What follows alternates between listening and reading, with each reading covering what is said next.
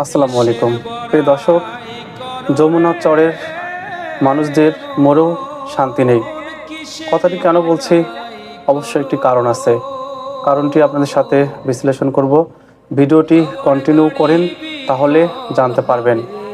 কারণ যমুনা চরের মাঝে আমার নানার বাড়ি ছিল। এটা হচ্ছে গাইবান্ধা জেলার সাগারটা থানার হলদিয়ার চরে। যখন নানা মারা যায় তখন হচ্ছে তাকে চরে দাফন করা হয়েছিল।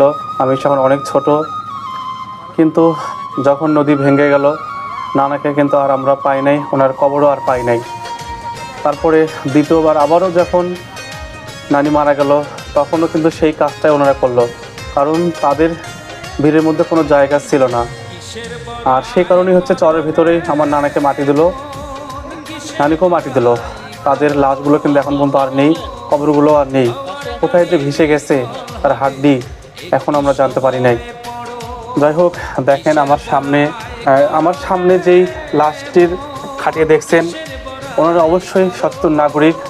কেন বলতেছে এই কথাটা?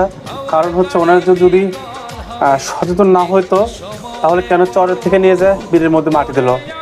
হচ্ছে এই লাশটি যদি ওনারা যদি চরে মাটি দেয় তাহলে কিন্তু ভবিষ্যতে কিন্তু লাশটি আর থাকবে না, কবরটি যে কোনো মুহূর্তে ভেঙে যাবে।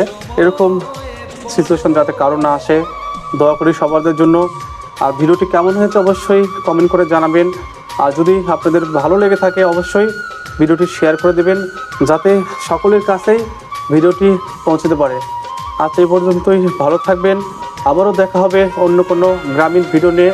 সেই পর্যন্ত আল্লাহ হাফিজ।